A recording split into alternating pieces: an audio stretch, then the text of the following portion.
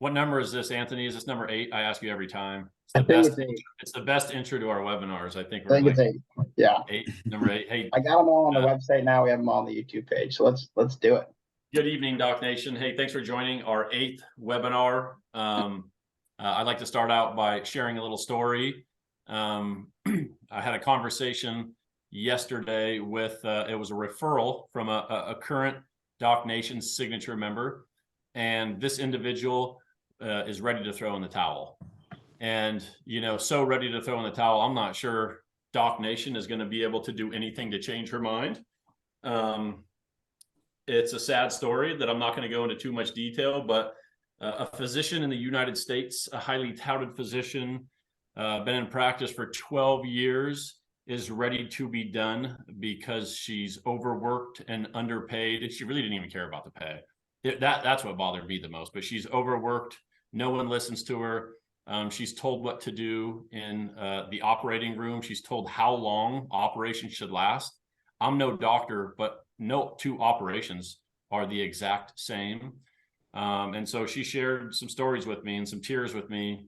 And we were talking right before we went live here about how DocNation shouldn't even exist. It's kind of a sad story that we even are an entity, that we even are a movement, and that we even have goals to do what we need to do. But here we are.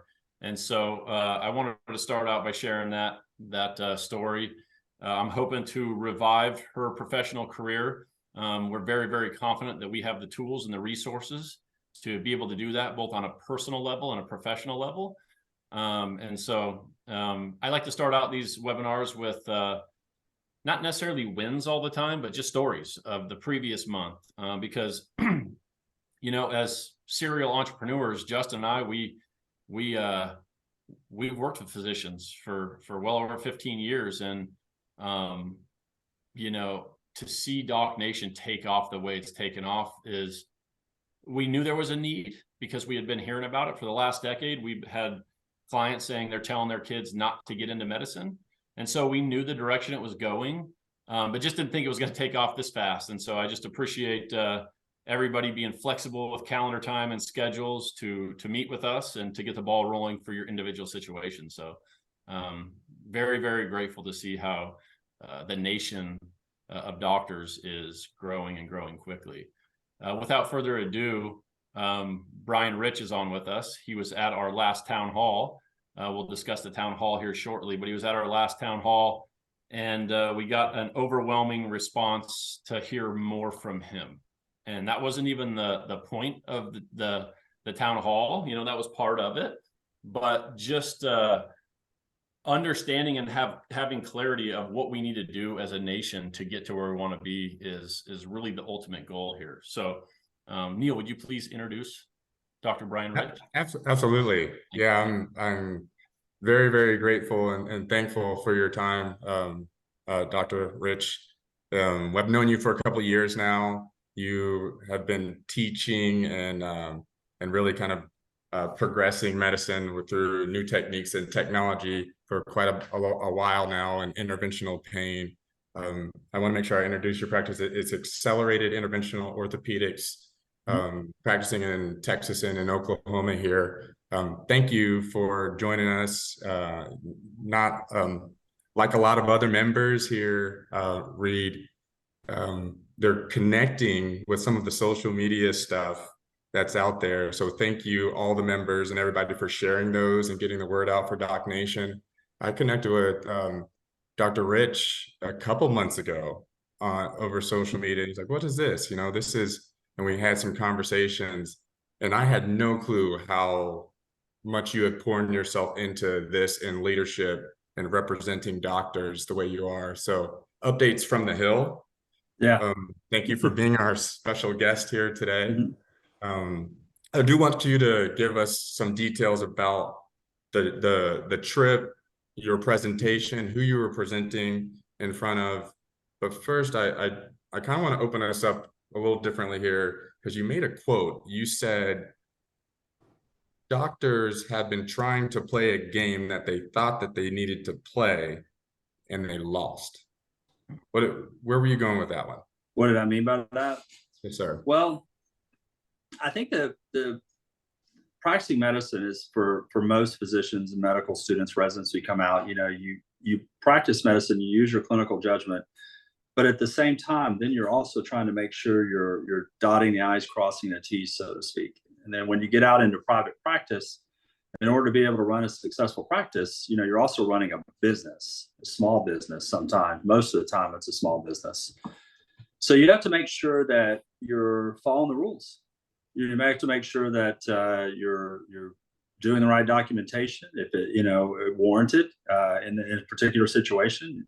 Sometimes you may have to get on to a peer-to-peer. Sometimes you may have to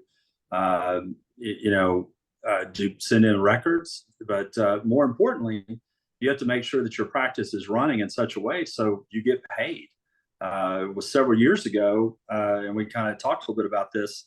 Physicians were encouraged to start using electronic health records, and they were encouraged in such a way monetarily. And that's what really gets most physicians' idea. They think, okay, well, I need to make sure I'm running my practice efficiently. And if you're really smart, you'd have a practice administrator making sure you're running your practice efficiently. At the same time, you're having to make sure you're getting on insurance plans, make sure you're getting on hospital insurance plans, employee insurance plans, so you can get referrals. Because if you're not going to get referrals, and you're going to struggle to get referrals. You could be the best doctor on the street, but you're not getting referrals because you haven't joined the club, so to speak. And the club is the club of health insurers and facilities, hospital systems, and things of that nature. And those two entities work together. And those two entities work together to provide a product that patients use, which is the funnel by which physicians practice. So if you're someone that takes healthcare insurance, whether it's Medicare, Blue Cross Blue Shield, United, then when you're signing those contracts, you're dedicating yourselves to following those rules. And in a lot of ways, that kind of goes against your clinical judgment. And where a lot of physicians struggle is when they see a patient and they have an issue that they want to treat, but maybe it doesn't perfectly follow the rules that someone is reviewing from a medical record standpoint. And so you're doing everything that you think is right and correct, but it's still not a winning strategy.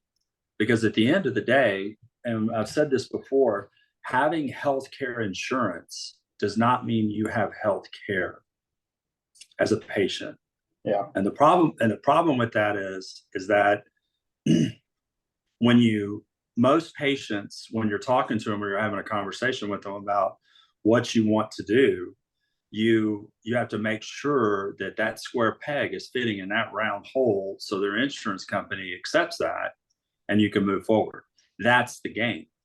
That's the game that physicians have been trying to play, whether it's making sure they're using the proper electronic health record. And I could talk a little bit about how that is sort of a racket. I could talk a little bit about making sure that you're in the right payer system, you're in the right hospital payer system. And it was always sort of assumed by me, but it wasn't really until I started getting involved in more of the politics of medicine, which I think I've been doing now for about 3 or 4 years, that I truly realized the extent of really where we are. And, most physicians that want to be involved in politics and medicine and try to be involved, they're up against a mountain of bureaucracy that I don't believe they can recover from it by playing the same game. I mean, I'll give you some numbers. Average per year, members of Congress, through the amount of donations, usually over a year, are given in the form of around $300 million a year in lobbying fees. $300 million. Now, when you think about 435 members of Congress, when you think about all the healthcare insurers, you think about all the healthcare systems, you think about that and you start dividing that out and realizing how much these entities are making, that's a drop in the bucket. But are you going to be able to donate $300 million to a PAC to help fight that game for you? And that's the game that's lost by physicians. So in order to win this game, we have to learn how to play it differently and play it in a way where we can win it. And that's what I've learned, and that's what I've been working on. And when and I serve as a medical advisory physician for 3 members of Congress. And when we have roundtables and stuff like that, I try to give them the small business private practice physician perspective. And that's where my value and my importance came into, because most of these members of Congress, they're kind of fed up with the monopoly of the bureaucracy of healthcare, which really is what's driving the cost in healthcare. So that's what I meant by that. You're on mute. So I think I love that. And one question I have, and I kind of want to get this going right off the bat, is anyone on the Hill or any of these health insurance companies worried at all about the physicians finally standing up and doing something, banding together, saying something, striking, stop taking health insurance? Is that even a conversation that they're worried about that at all? Depends on how you approach it. Are you talking about from a pure practice standpoint, or are you talking about becoming a healthcare consumer? And what I mean by that is, the quickest way and the way that most legislation that's actually starting to get traction is for physicians to be able to generate some form of healthcare consumerism, meaning they become an owner in a facility, an owner in a hospital, something where they can drive the cost. I'll give you an example, and this is something you're going to understand very, very well. You have a patient that their insurance is only going to pay $15,000 for a spinal cord stimulator. That's it. That's all they're going to pay. You try to take that patient to a facility that wants 28, 29,000, what they normally get for that facility. They're only going to make maybe about $1,000 or $2,000 off of that stimulator, because maybe they can only purchase it for about $13,000, and that's really low for a spinal cord stimulator. But that's maybe a company that's doing them a favor, but their net profit's only about $2,000. So a company like that's owned by Blue Cross and Blue Shield, or owned by WellMed, or owned by something like that, they're not $2,000. Like, I don't have time for that. I don't want that patient or that payer. But let's say you own your own ASC. Let's say this is a patient you have a very good relationship with. Let's say this is a patient that you really want to help, and you go to your facility and you say, okay, we're going to accept $15,000 and we're going to pay $13,000. We're only going to make $2,000, but guess what? That patient's going to get better, and he or she's going to do better. And what you just did in doing that, Anthony, is you lowered the cost of that stimulator. You lowered the cost of how much your facility makes. You just lowered healthcare costs in one patient. That right there is what is scaring healthcare service providers. That's what's moving the needle right now. And that is really where physicians need to come together and work together to make that happen. Because, I don't know if you know, but 33 states in the country right now ban competition outright through certificate of need laws, which means that in that particular state, you can't just say, I think I'm going to open up an ASC right next to my house, and I'm going to get it certified, and then I'm going to get insurance payers.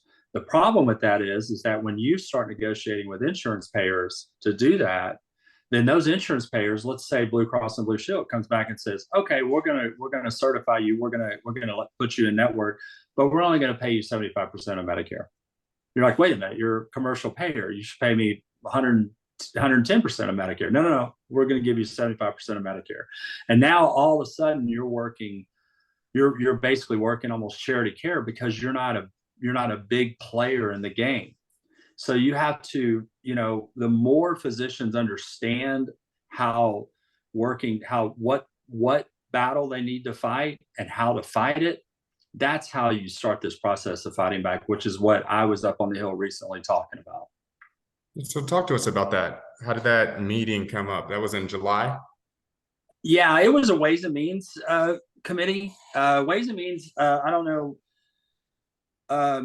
So there's different committees, obviously, in Washington. It's like the most interesting thing about Washington is that when they get bored, they come up with a new committee name. It's the most amazing thing in the world. They've got so many different types of committees. So when you finally, it's almost like you become an expert once you understand and learn how the committees are formed.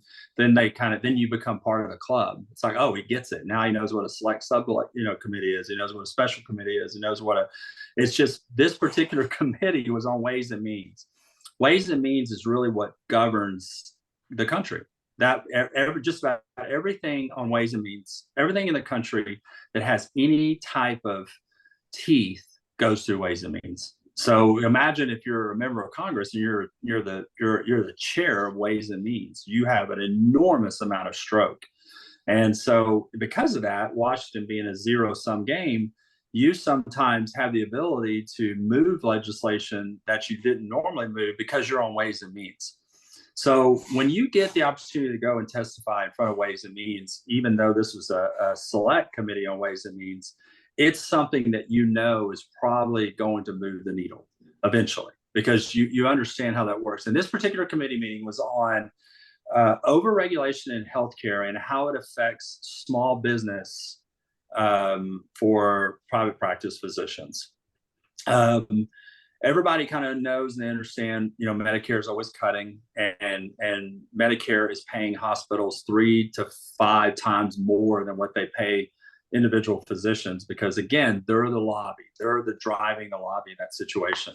Well, on top of all that, you have the insurers that are starting the process of not credentialing physicians because they're sort of squeezing out the private practice physicians. And the way they're doing that is either A, if you're already in network with them, they're starting to overregulate you to make it so difficult for you to provide that service. And it becomes just cost prohibitive to be able to do that. Well, that has actually created some noise. And so Ways and Means got a hold of that on the small business side of it. And they didn't like it. And so now they didn't like it because they want to treat them more fairly, more evenly. Correct. Well, correct. Yeah. They didn't think, they thought that, I mean, so insurance companies and hospitals are probably 2 or 3 steps away from just being an antitrust court because of basically being a monopoly in some respect. And they know it. They know it, and there's just they understand it, and they know it. They know they've got it. It's a slippery slope. The members of Congress that are on Ways and Means now are probably more private practice physician friendly than they ever have been, ever, in any way, shape, form, or fashion. Okay. And because most of the members of Congress that are on Ways and Means right now are just regular average people that don't like big corporations pushing small business around. And the Small Business Administration has not really done their due diligence to try to help the small business side, but this is sort of a new avenue for physicians to sort of create their fight is, look, I'm a private practice physician. I'm a small business physician. I am not part of a large mega group.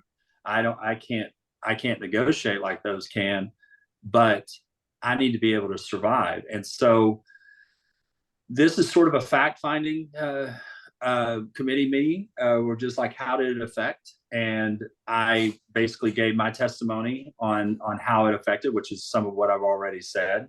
And what's interesting is that these issues are winnable issues across both sides of the aisle.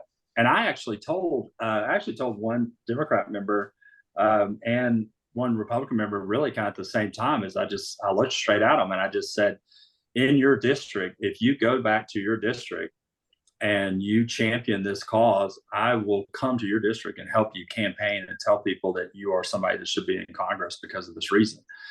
When you say something like that to somebody and they realize that you're really having a conversation with them, that you're talking about something that's red and blue, essentially, if you look at it from the political spectrum, they want to win. And this is a winnable argument for them. And I think that this is where the groundswell is starting to change it. I think that's a great point, because to me, this affects patients, right? More than anything, it affects, and this is one point where people talk to me about DocNation say, well, how will the patients take it if doctors band together and really kind of start stepping up? Will the patients think the doctors are trying to be greedy or any of that? Right. I don't think so, because in the long run, what's happening with medicine over the last 5-10 years, I don't think anyone out there is a patient, and we're all patients in some aspect, or our kids or our parents have said that it's gotten easier, gotten better, gotten cheaper, right? So I think if you champion, the patient, which is the public, and then kind of go to these legislators, hey, the people voting for you don't want it to continue going this way. Maybe that's one angle we can all take. And that's also an angle, all you physicians out there, to kind of relax and don't worry that standing up, banding together is going to hurt your image. It'll actually help your image in the community, I believe.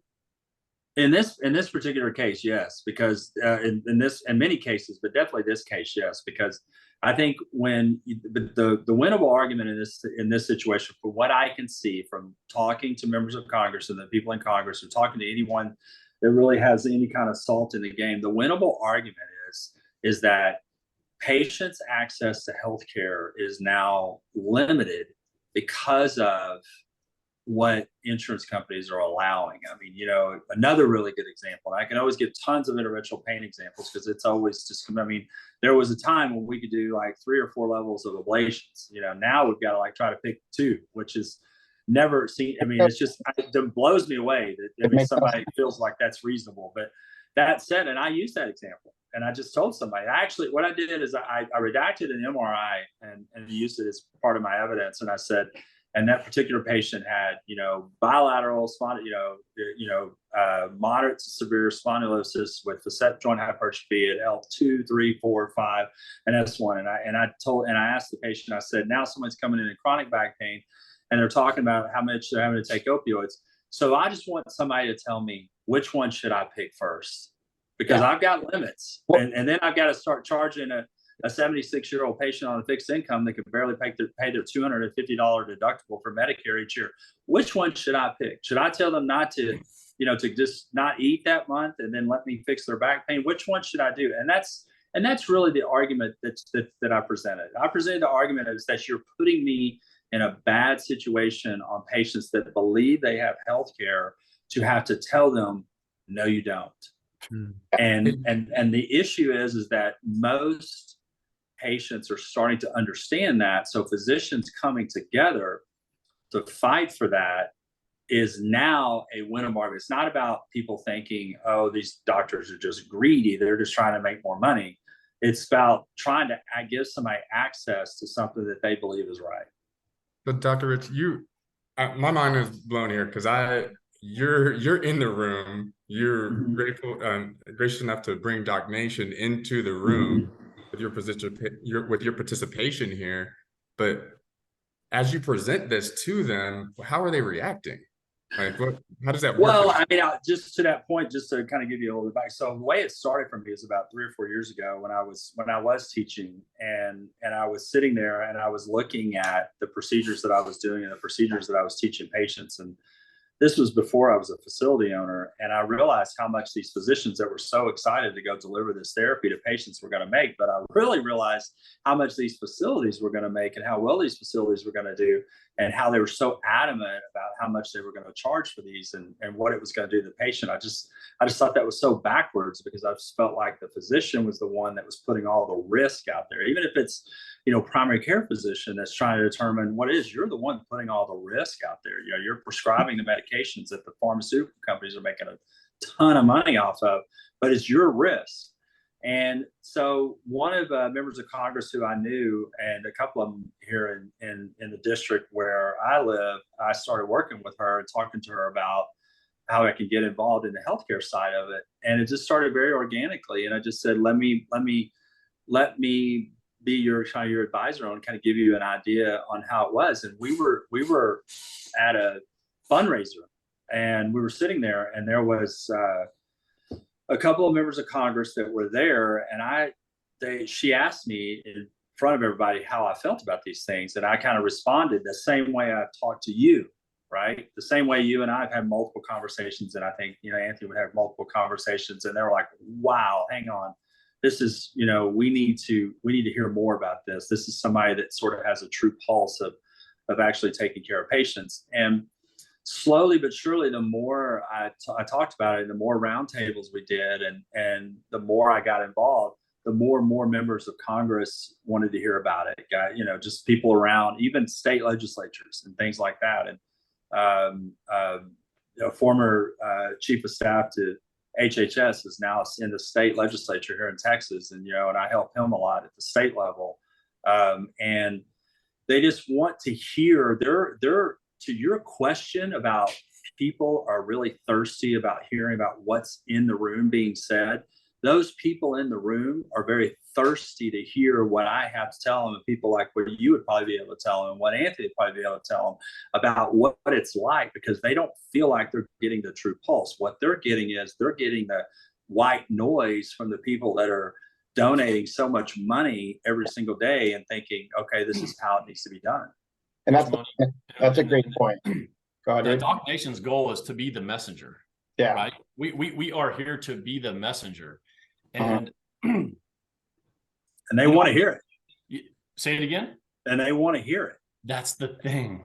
I just don't think it's been done before. I don't think the message has been clear. I don't think there's enough people screaming the message. And so, Brian, you're kind of an anomaly where, you know, most people are kind of like, I'm going to stay in my lane and focus on what I'm doing. And you kind of reached out and said, no, let me explain things.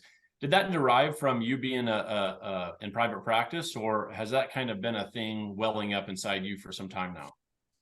I think a lot of it had to do, Reed, was, you know, I watched it and I saw what I saw, and I couldn't believe it. I mean, you know, like I remember, when I see things, and it's happened to me a lot, but when I see things like, I know somebody probably is getting ready to get a therapy, or somebody's getting ready to get something I think is getting ready to help them, and somebody tells them that I can't do it because they won't pay for it.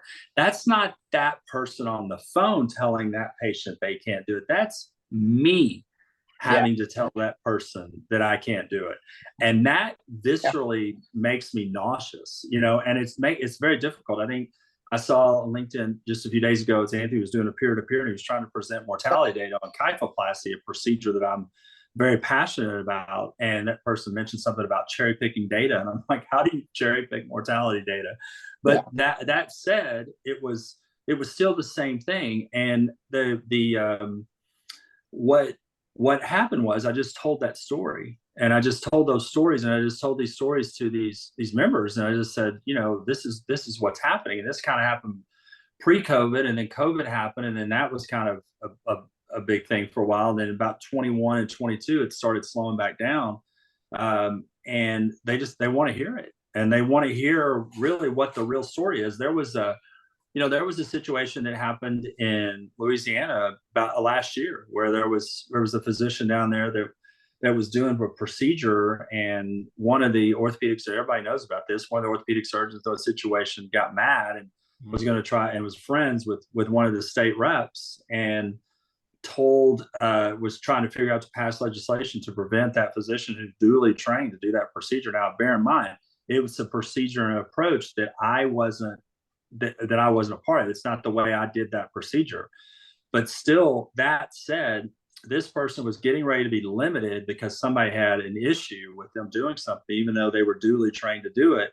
And they were getting ready to try to push this through the state house to limit that physician to be able to deliver healthcare to somebody for that particular procedure that probably would have benefited from it. And everybody was involved. I think Neil was involved. I think Anthony was involved. Everybody was involved. And when I saw it, I got involved, and we started making some phone calls, and just made the right people to make the right phone calls. Sure enough, you know, people started realizing, wait a minute, I never looked at it that way. And I think it's always been like that, really, for the past, since 2019. There's a lot of these members that just don't look at it that way. And I think they understand that when you personalize what these policies are causing to patients, that's where it changes. And physicians that are part of large healthcare corporations that come and speak in front of Congress, and there was one literally sitting 2 inches to my left, and was he was sweating when I was testifying, because he hated what I was saying, because basically I was just destroying everything that he just said.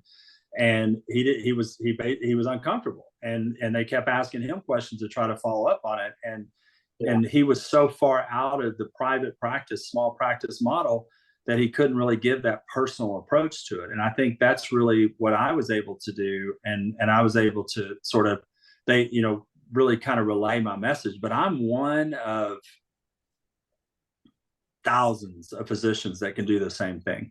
Well, I think that, honestly, so we're a half hour in here, and I love this, because might be the first webinar where we're halfway in, and it gives me hope, because just to review what you said and what I'm thinking while you're saying it is they're spending $300 million to put us where we are, and we're still not out of the race. A year. A year, yeah, and we're still not out of the race, and they know that. You know why? Because physicians, unfortunately for them, are pretty darn smart people, and you're not going to blindside us for too long and stay down. The other thing is that I really enjoy the fact of you pulling back the curtain and telling us that the members of Congress are interested. I was a little worried that they were getting the checks from, pharmacy companies, insurance companies, hospitals, and didn't want to hear from the physicians. That gives me a lot of hope too. And the third thing is that what we're doing here is exactly what we need to be doing. We just need to get stronger and bigger. And I've said this for a long time. DocNation doesn't need to be 20,000, 50,000, 100,000 physicians. You get 100,000 physicians pulling or you get 1,000, you get 500 physicians pulling in the same direction. It's going to light up more than $300 million will ever do. If you get 500 physicians doing the same thing you did in Congress, I mean, someone asked here, how can they help? They work in a hospital. How can they help? It's banding together. We need, if we band together as physicians and you get 500 guys to show up with the same message, you can't stop that, because we've always had this analogy, right, Reed? The physicians are the player. And if the players want to take their ball home and go elsewhere, I mean, our last webinar was about how to get around health insurance. And there's an easy way to do it. We have to come together. And that's the message I've been trying to put out on LinkedIn, the post that you saw, is we have to come together. We have to work together. And it sounds like there's an avenue there, and we just have to do it. Yeah, the biggest point that you just made there, which will be the biggest point that I would make, is that the only way this path goes forward and you get in the bridge, you cross the bridge, is if you do it together. It's you cannot, the biggest way that a lot of these things occur, and it's if people, and I had to do, just full disclosure, I mean, for me to understand all this stuff, I spent a ton of time researching, because I didn't understand half of this crap. Yeah. I didn't even know what capitation was. And when I started, when somebody said, well, it all happened with capitation. I'm like, what the hell is capitation? I'm like, hang on, Google capitation. Yep. So I had to go. And that's look. Okay. That's what I want our nation to hear. That's okay.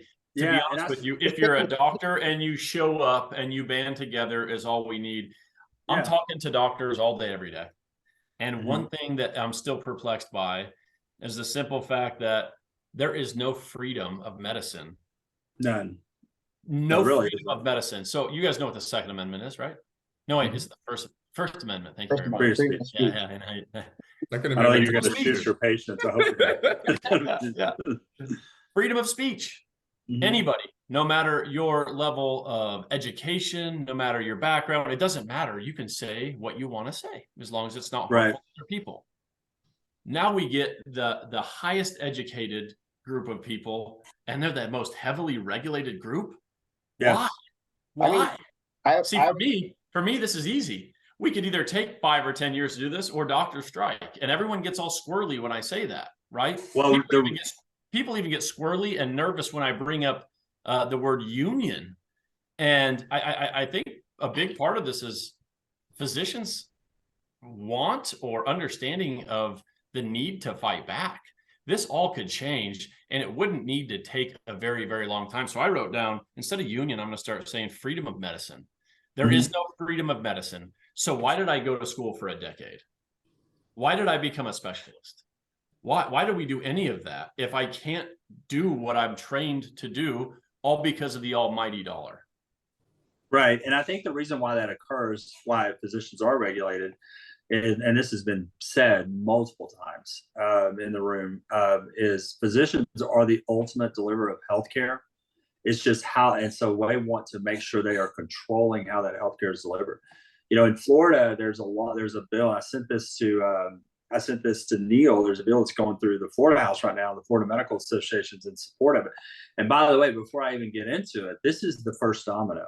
And so the Florida, it's that physicians, any entity or anything that a physician works for in any way, shape, or form cannot control or guide or coerce or take copy or ownership of anything that physician has that he or she uses to deliver healthcare. In other words, you work for, let's say you work for an HMA facility, right? And that HMA facility says, well, like, for example, let's say Dr. Jafrito, it would be unfortunate. He all of a sudden went to work for an HMA facility, and he's out there and he's practicing medicine and he's doing his thing. And then they come to you and they say, hey, Dr. Jafrito, here's your quality measures. You took about 15 minutes too long with this patient. You could have seen this patient, this patient. You ordered this MRI and this MRI. Could you have ordered a CT scan to cut costs? And that's what that bill in Florida is like, preventing and stuff like that. So that's sort of the first domino, stuff like that falls. But kind of getting back, just taking a couple of steps back as to why we are where we are and why we're getting to where we are, because I think people probably want to hear this, is that enough has happened to where the current consumers of healthcare, which healthcare insurers, hospital associations have pushed too far. And now the real bear in the room is obvious. When you look at the amount of money that these entities are making, that's where all the money's coming from. And COVID didn't help, because when you look at what the pharmaceutical companies made off of COVID, and various companies like that made off of COVID, it's obvious where it's coming from.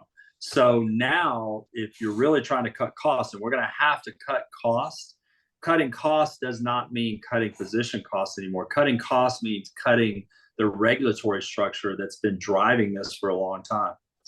That's why this is starting to happen. And to your point, one more point about that, the physicians driving the system in such a way to where they say, hey, look, you either change the way we practice medicine, or you're going to lose physician workforce. It's happening anyway, but in order to stand up and create some type of actionable cause, like unionize, things like that, something where a physician has the ability to arbitrate something that's going on with them, whether it's with insurance, whether it's with anything, medical board, regardless of what it is, that is really what is the path forward that actually protects physicians. Because it's one thing for me to talk about bills and legislation that's going to change it. What's going to ultimately like codify and protect what physicians happen in the future, and that is something that's sort of an actionable body that is like a union or some type of organization that holds it together to sort of say, look, you're going to have to answer to a large group of physicians if you pass this. Meaning, it's not about the money, it's about the votes.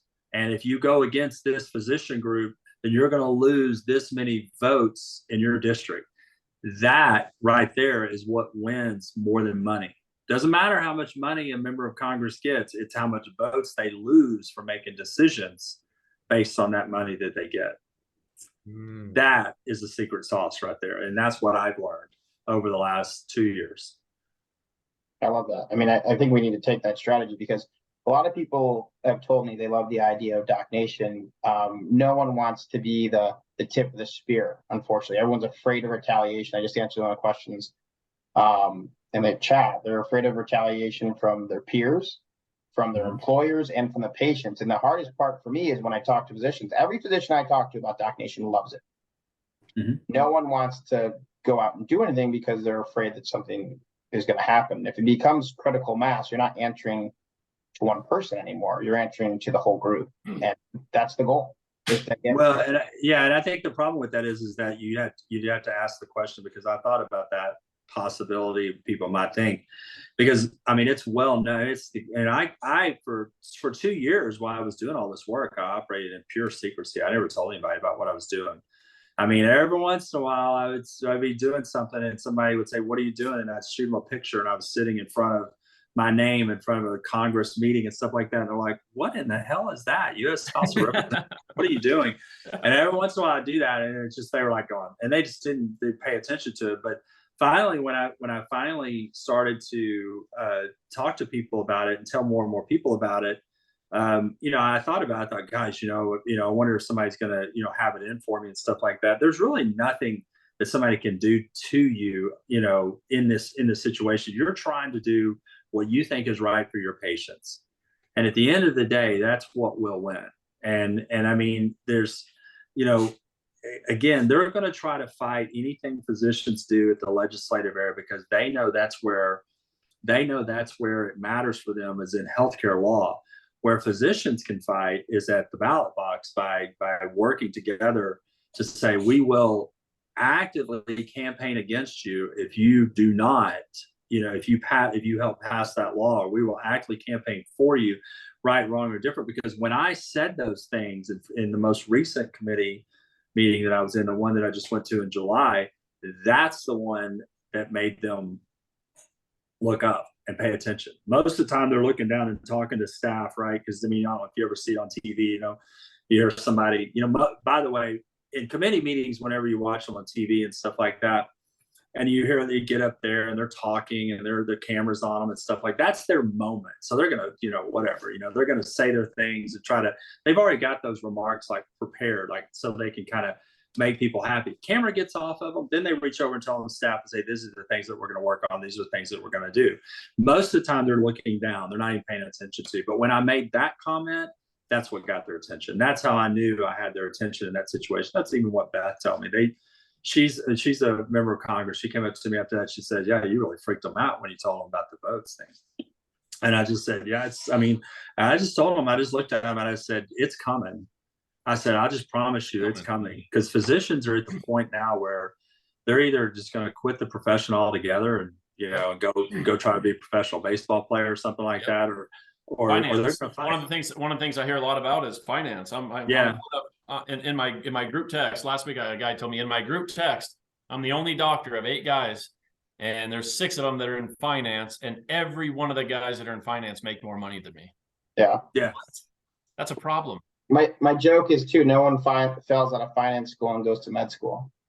Exactly. Right? Yes. Yeah. And and that's what a lot of doctors, that's what a lot of doctors do to really kind of you get by. And I think that's another thing that's interesting that you kind of inferred. A lot of times, a lot of the physicians have side hustles, so to speak, right? Where they either have real estate or they have stocks or they have some ownership, unless they have an ownership of facility. The ownership in the facility is really the winner for physicians. So you have to kind of decide, are you fighting for just yourself, which is understandable. If you have a family, you have a house payment, or you have all these things you're focused on, that's understandable. But the real answer, the real game, or the real thing that you really should be fighting for is your profession. If you truly love practicing medicine, you truly love taking care of patients, you got to eventually say, "Hey, I need to do this for my profession." And the way to do that is to help exact change. But the problem is, Brian, over the last 2 weeks, the only thing I've been hearing is I love taking care of my patients, but I cannot. Right. I cannot. Right. I'm too afraid. And so that's where we are. Yeah, and that's where I have a physician I'm talking to right now where we've just engaged, and she said I have to choose between not making money and taking care of the patient. Not making money and taking care. When did that ever? I'm just a physician side hustle. You ever heard of a professional athlete having a side hustle? No. Yeah, Yeah, that's true. And so the problem. Let me prove that.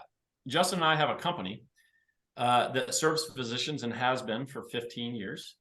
And we rank #1 on the Google search. Fill me in, Justin. What's the Google search? Physician consulting? Physician consulting. What does that mean? It's a physician looking outside of what they're actually doing to then go consult. What does physician consulting mean? And they're looking for It's a side hustle. other avenues to make money. Why? And it just hurts. It hurts. Well, he thinks about it all the time. There was a physician that was sitting 2 down from me, and I actually talked to him a lot after the meeting. And it was, this is not the first time I'd heard this. And he told me, he said, it's funny. He said, he actually knew who I was, which I thought was interesting because he knew me from LinkedIn. And he said, I remember you used to teach. And so like, did you get paid much for that? I'm like, well, I remember trying to help design a couple of implants once, and then all of a sudden it did well, and I'd never heard anything ever again after that. It was great. It's a certain company out of Austin that does SI. You just put it all together and figure it out from there. But it's completely pissed me off. But that said, is like teaching and then going and teaching. So I said, I mean, there's a lot of time involved. I mean, it's not a winnable strategy if you're just trying to do that to make extra money. Really, it's if you really want to try to make extra money as a physician, you need to do something called consulting. And so consulting, like expert review, like things of that nature. And then the problem with it is that, when you do that, you work for a corporation, you work for a company, and they expect those expert reviewers to expert review in their favor. And if you ever really have a real conversation with a peer reviewer that'll actually talk to you when it's not on a recorded line, it'll send chills up and down your spine. But the whole point of all that is that there are so many physicians that are just thinking, I'm going to jump onto that bandwagon because that's the bandwagon, that's the future, that's where I see that I'm going to be able to financially support myself. And I can understand somebody being scared of that and understand that. But what I can also understand is that cat is out of the bag. And my testimony in DC and really beyond, and even in the future, is really the patient experience and what the patients don't get or what the patients don't have. Taking care of somebody who's in pain when you're doing something that you think is going to help them, even if it's not something maybe it's one more level on an ablation. What's one more level on an ablation on one patient? It's not that big of a deal. A lot of physicians just don't bill for it because they know they're not going to get paid for it. But does that seem fair? No. And I think the problem with it is that that's what most members of Congress get. It's like it's not fair really for physicians to have to do these extra things just to be able to make their practice successful. That's how overregulation, which is what I was testifying on, has affected the small business of healthcare. And I think we're probably going to see some they come back from recess here soon, provided they're not tied up in all the other drama and they gotta come back from recess. The first thing they have to do is they gotta fund the government, which that's going to be a mess because they're probably not. And I don't think a continuing resolution is going to fly this time. So that means the government's probably going to get shut down. So that I think is going to happen. But there's enough time and there's enough time to get some of this legislation and some of it that I sent to Neil that you can send to other people that will start this process of changing. They're already in the process. There is already some legislation out there on advantage plans. There's legislation out there on paying physicians a fair share of Medicare and trying to work on the cost of living increases. And then I think there's legislation on overregulation. I think right now the time is probably right for physicians to come together and try to speak with one voice, but speak with one voice in such a way, from what I can tell and from what I noticed, the patient experience. What is the patient getting for their health care? That is exactly what I really like that, Doc. That's a good way to keep everyone focused and together. But I want to go back to really harp on this thing where you said the game was. It's not about the money, it's about the vote. And we have some comments here in the chat where I think Neil, let me read one. Hold on one sec. Okay. They're really connecting with like what our power is. And so it's not that we're going to do we need to figure out who to vote for, because our campaign right now is not really a rock the vote, it's dock the vote. That's right. And I think the thing is that it's like, oh my God. I mean, I come from a sports background and have a sports medicine background and stuff like that. I like to use sports analogies, but the reality is that there's a lot of football teams, there's a lot of teams that won what they were doing by playing their game and not letting somebody else make them play the game that they couldn't play. The game that wins ultimately is exposure, and good or bad exposure, and votes or no votes. And yeah, these companies, what they say, and I will explain. I will tell you exactly how the conversation goes. Thank you for wanting to donate to my super PAC or my PAC or my campaign. However, I have a significant amount of constituents that don't like you or don't like what you're doing. We are going to have to do something, and you are going to have to either come to the table and work with us, or I'm going to have to do something to pass legislation or co-sponsor or sponsor legislation to make it work. So you're not going to win the game of trying to compete against $300 million a year. It ain't happening. You're not, unless you're Elon Musk, it's still probably not happening. But what you can do is coming together as one entity and working together to try to affect the change through at the ballot box. It's what it always, you hear it all the time.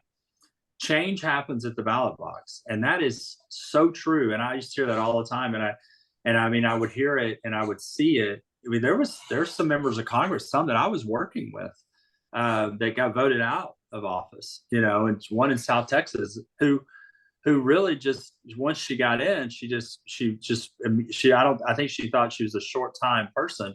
So she immediately started taking the special interest money and just quit listening. And I mean, she got destroyed. And so I think that's the game that you fight. You fight the vote game. That's the one that physicians can win. And you win that in numbers and in mass. And I love this last saying here, the physician's office is a vote amplifier, and vote amplification is key.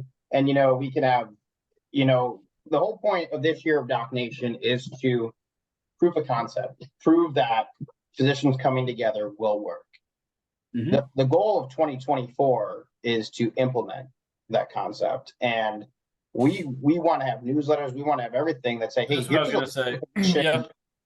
a list of Congress men and women that are pro physicians. Right? So one of the things DocNation is doing behind the scenes is we are putting together education. Mm-hmm. Who to talk to, who to vote for, how to vote, why to vote, as we're building patient testimonials and physician testimonials. Because here's what's going to happen. You have a Brian Rich or an Anthony Giuffrida get up on stage and you say, this is why I'm here. And they give a specific example of why there is no freedom of medicine and who it hurts the most.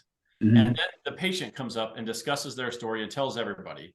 There isn't one person in the United States besides the people making money who are going to say, that doesn't make sense. I don't like that.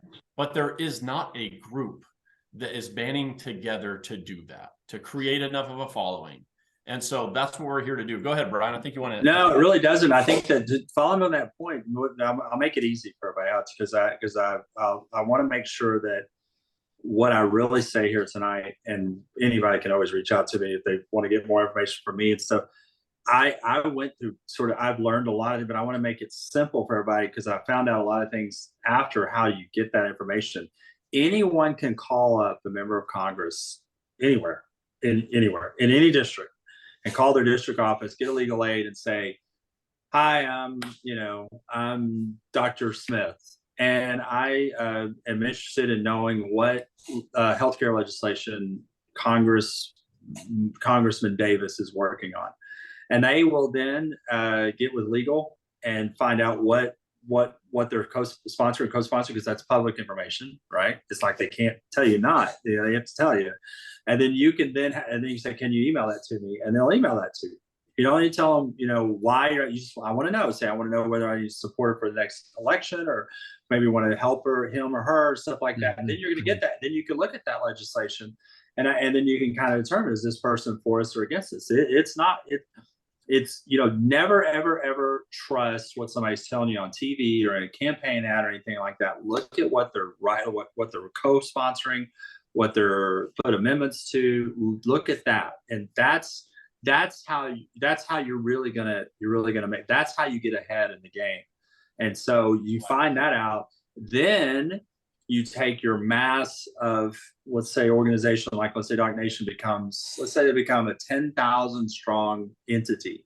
And then you take that and then you use that to say, we are publicly supporting or not supporting this member because of this. They don't want that. And that's how you make that change. That's how you do it. We don't want to get into politics. We have to win. You can't unless we have to. If if you Unless want, you can write a check, freedom yeah. of medicine, yeah, if you want freedom of medicine, this is how we have to do it. So maybe there's a homework assignment here for DocNation, and that is to build a map, and that map shows all the people who are running for a seat and what they're doing, who they're supporting, what they're supporting, and we have maybe a recommended vote. Yeah, and you can narrow it down too, because you can narrow it down to Ways and Means, Health and Human Services. You can narrow it down to. I can get you all the committees that. But there's only about 4. I mean, there's Hey, probably. Brian, can we do this? Can we do this? Because I'm taking a whole bunch of notes. I can't keep up. What I want to do is, can we have a debriefing after this? Because I would love if the nation was able to have a cheat sheet. I don't want, nor do I expect, all of our followers to have to go into Yellow Pages and find this and find that and do this and do that. If we could serve them the cheat sheet. The short answer is Ways and Means and Health and Human Services Committee. And I can get you guys that committee information and the members. And then you look and you see what healthcare they're supporting and their co-sponsor or supposed to be coming out of that meeting. So Speaker McCarthy, when he became Speaker, he made sure that all healthcare, well, he didn't have a choice. He wasn't going to be elected Speaker if he didn't do this. I mean, this was part of what some of these guys that were against him said he had to do. He made sure that all new legislation went through the committee. And that's actually important because you want it to go through the committee, because that's where you can then go and you can speak on it. You could show up on it. You could do sometimes public forum on it. You can know when it's coming up for discussion, a vote, whatever it is. Yes. And so that's when it's in committee, that's where they craft the legislation and how it's coming out. And so it goes through that committee. And once it comes out through that committee, then it goes to the floor for a vote. And at that point, you may have to take some losses first to see who doesn't vote for the legislation that you want. Then you can then let them know, hey, if we know you didn't vote for, and then so there's ways to get that message out to say we are representing physicians. That's right. Mm-hmm. We're representing physicians. And so in a situation like that, that does move the needle, because they do know it's like physicians are not, they realize that a physician is not some executive that's sitting behind a desk that still just wants to make sure they're making their $1 million golden parachute a year. They know this is a true physician that's out delivering healthcare. That right there is what's unique about the organization that you're describing, like with DocNation, because it's an organization of healthcare providers, physicians, and that's where it's different. And I think that's probably why it's going to move the needle. There was 3 physicians sitting in front of the committee speaking, and 2 administrators, and 1 CEO of a very, very large insurance. It's the largest. Just figure it out. And so the problem is that after a while, I started realizing, man, I am really going back and forth with that person. And after a while, the members on the committee just got to the point where, like, we heard from you. We know what your position is. I need to hear from this doctor. Well, at that point, boom. I knew, okay, I don't care how much money you're going to give this person, but you just hear what she just said. And she's a Democrat, liberal Democrat, actually. Is this recorded? Can we go back and watch this episode, this scene? Yeah. I want to go see this. Yeah, I mean, they record them. Yeah, they record them. It's transcribed. They do. It just depends. Depends on. A lot of the times, the committee meetings in the middle of the summer are not recorded because a lot of people are on recess and they're just trying to finish business that's still there, that's on the plate. But I'm pretty sure it was recorded. But it was definitely it was a mic drop moment. It's like, okay, I've heard from you, but I'm ready to hear from this doctor. Man, good for you. Thanks for being there.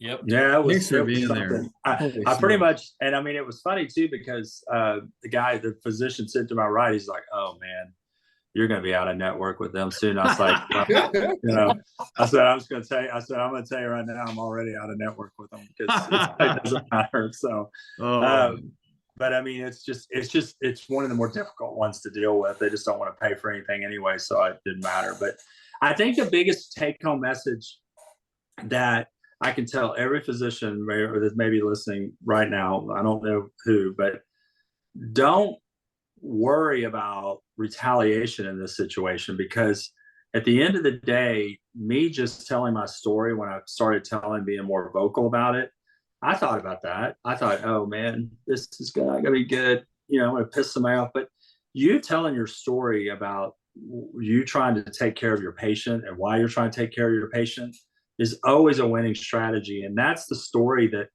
at the end of the day, at the end of the day, that's one that a member of Congress cannot fight.